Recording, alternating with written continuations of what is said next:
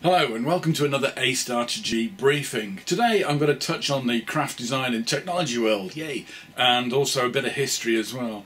I'm a big fan of O'Reilly, the company, the publishing company. They do books, magazines and shows and stuff. They're based in America, but I must admit I just think they're a really good organisation. They've got good values and good way of doing business, and they produce some really excellent products. So I want to have a look at some of the stuff that they do because of some events which are coming up, and just to try and point you that they might be something you should have a look at. Now, I'm going to start off first of all by looking at Make magazine. Now, I don't know whether you've come across Make magazine before. It's an American magazine, definitely aimed at the American market, and it's about this kind of making, craft, electronics hacker kind of world, which is really popular in America, less so in the UK for some reason. I'm a bit of a geek, I admit it. I like playing around with this kind of stuff, and I do get inspired by Make magazine, but I actually find it a magazine which all teachers would benefit from having a flick through. I think it's one of those magazines you should have in the staff room, and that everybody should flick through and have a look at it and borrow it over a weekend and stuff to try and get inspiration from it. It does cover a lot of electronics and craft design technology kind of stuff, but it does craft, wood, metalwork, homemade, artsy, that kind of stuff as well.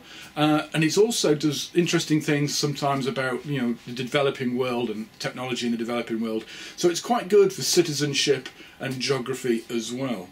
Now, it's a quarterly magazine, currently on issue 29, I think. 30 might be out now, or certainly due very soon. And you can get it on Amazon. Just search for Make magazine and you'll see them all there. They're really good, well worth having and well worth collecting. And the reason why I mention this is that someone asked me about what all these things were on the shelf over here, because my collection of Make magazines sits there, and I do like it. It's a really good little magazine.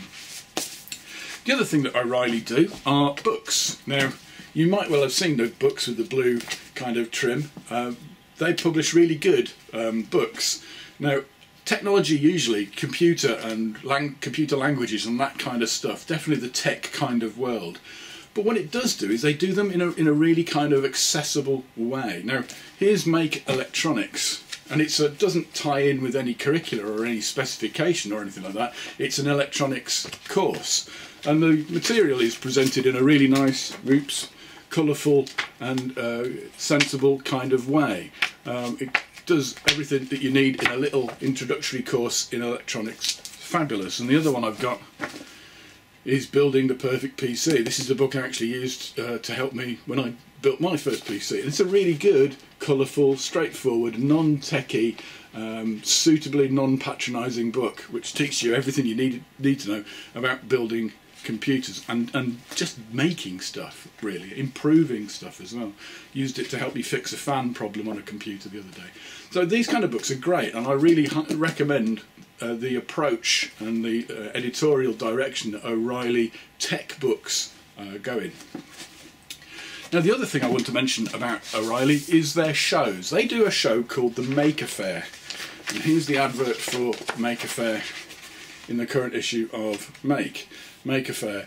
And this particular Maker Faire is the big World Maker Faire that goes on over the weekend of May 19th, 20th, 2012. It's coming up the week after next. Maker Faire is basically an opportunity for all those people that do make stuff and supply materials for the make world to come together and show off their products, and to mix and network and meet other people from around the world. It's a really good thing.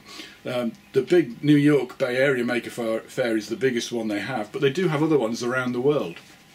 Now, look out for the footage of this on YouTube and on the telly and stuff. There will be coverage of this. There's lots of stuff, things like the Raspberry Pi initiative that's happening in this country will be featuring in the Maker Faire this year, so it's worth keeping an eye open and just to see what happens with Maker Faire on YouTube and various other blogs and stuff. You will see some coverage over the weekend, May 19th and 20th. Can't wait.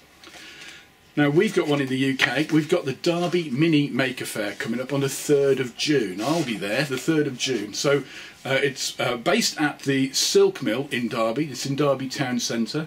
It's a site of the oldest factory the Derby Silk Mill, so something to consider visiting and to have a look at and gain some other curriculum kind of support.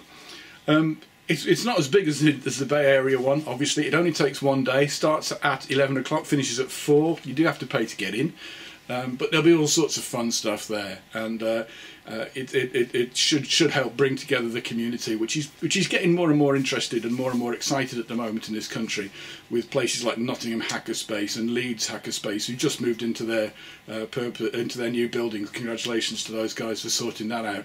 There is quite a movement. It's still starting in this country, but you never know, it might get there and eventually and be as big as the American scene in the years to come.